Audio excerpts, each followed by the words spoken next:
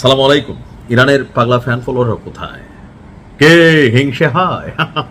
যারা মার্কিনী দালাল আছো, তোমাদের হিংসে হইতে হবে, কারণ Iran is back and with lots of power. কি war is power and Iran is power. গরিব থাকার এই ভিডিও শেয়ার করো।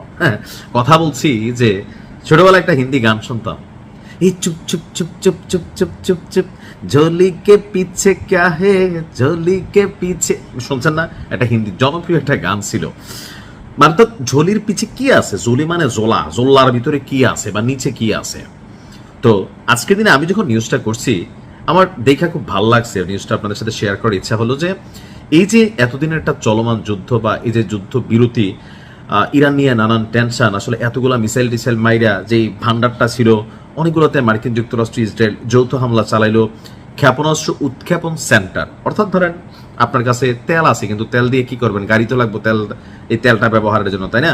এখন পেট্রোল পাম্পটাই উড়াই দিল, তারপরে কি অবস্থা হবে? এখন আমরা দৃশ্য তো অনেক খবর মার্কিন যুক্তরাষ্ট্র প্লাস হচ্ছে আপনার ইসরায়েলের কাছ থেকে পাইছি যে ইরান শেষ, ইরানের তো একদম তলা মাটিতে লেগে গেছে, এরা আর কিছু করতে পারবে না। কিন্তু আজকে ইরান বলছে যে যুক্তরাষ্ট্র এবং ইসরায়েলের সাথে যে চলমান সাম্প্রতিক যুদ্ধ, এই যুদ্ধের ময়দানে ইরান তাদের হাতে থাকা যে ক্ষেপণাস্ত্রের ভান্ডার আছে, সেই ক্ষেপণাস্ত্র ভান্ডারের বা সক্ষমতার মাত্র একটা ছোট্ট ক্ষুদ্র অংশ ব্যবহার করছে।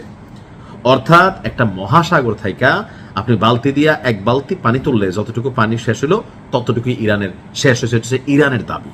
এখন কেন এই কথাটা আবার আসলো? কারণ আমি গতকালকে নিউজটা দিছিলাম, আপনারা দেখছেন যে আমেরিকা 26টা যুদ্ধজাহাজ আপনার ভারত মহাসাগর, আরব সাগরে আপনার মোতায়েন করেছে।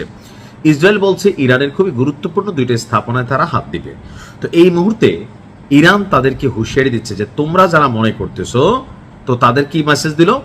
ইরানের যে সংবাদ মাধ্যম আছে প্রেস টিভির এক প্রতিবেদনে ইরান বলছে তেহরানের বিশাল ক্ষেপণাস্ত্র ভান্ডারের খুবই ছোট্ট একটা অংশ আপনার ব্যবহৃত হয়েছে, আর বড় অংশটা, বিশাল বড় অংশটা এখনো ব্যবহারই করা হয়নি, অক্ষত অবস্থায় রয়েছে। ইরানের প্রতিরক্ষা মন্ত্রণালয়ের মুখপাত্র রেজা তালাইনিক তিনি বর্তমান পরিস্থিতি নিয়ে একটা ব্রিফ করেছেন। সেখানে তিনি বলছেন যে ইরান এখন উচ্চ পর্যায়ের রক্ষণাত্মক অবস্থানের পাশাপাশি যে কোনো মুহূর্তে বড় ধরনের পাল্টা আঘাত হানার জন্য পূর্ণ প্রস্তুতি নিয়ে রেখেছে। ইরান বর্তমানে সম্পূর্ণ নিজস্ব বা দেশীয় প্রযুক্তি ব্যবহার করে 1000-এরও বেশি আধুনিক সমরাস্ত্র উৎপাদন করেছে। তিনি বলছেন পুরো দেশ জুড়ে ছড়িয়ে থাকা হাজার হাজার ছোট বড় শিল্প প্রতিষ্ঠান এবং এই স্থাপনাগুলো এই অস্ত্র উৎপাদন প্রক্রিয়ার সাথে সরাসরি যুক্ত।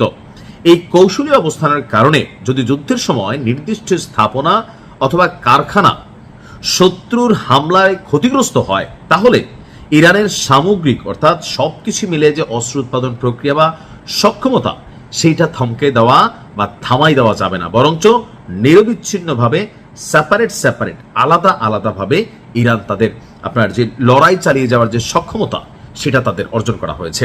আমি যদি একটু বাংলাদেশ দিয়ে উদাহরণটা বুঝে আরো বুঝবেন, আমাদের যে জুলাই আন্দোলন হয়েছিল, তো তৎকালীন প্রেক্ষাপটে আওয়ামী লীগ সরকার আজকের দিনে নাহিদ, সার্জিস, হাসনাত তাদেরকে তুলে নিয়ে গেছিল। এমনকি সেখানে তাদের মুখ থেকে বলাইছিল যে এটা শেষ আন্দোলন এনেছেন, আমরা কোটা নাম মেধা, এটা হয়ে গেছে ফিনিশিং।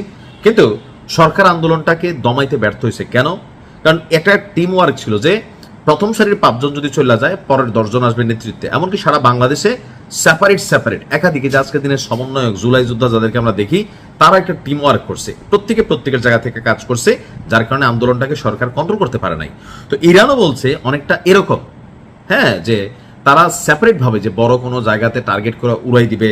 কালকে ইসরায়েল বললো না যে 2টা স্থাপনা টার্গেট করছে, তো ইরান বলতেছে বাবা 2টা দিয়ে তো হবে না, কারণ আমরা রসুনের কোয়ার মতন ছড়াই আছে পুরা দেশে, তুমি একটার উড়াইলে হবে না, আমরা সব মিলে একটা ইরান। অর্থাৎ আলহামদুলিল্লাহ ইরান যেই প্রস্তুতি রেখেছে, আমার কাছে অনেকটা আশাবাদী আমি, কারণ এত বড় লড়াইয়ে যখন আমেরিকা ঝুঁকছে, যুদ্ধবিরতির প্রস্তাব মানছে বা এখানে হয়েছে, তারা নিজেরও প্রস্তাব দিছে, তো সবকিছু মিলিয়ে ইরান দেখাই দিছে। ইনশাল্লাহ খেলা হবে। আসসালামু আলাইকুম।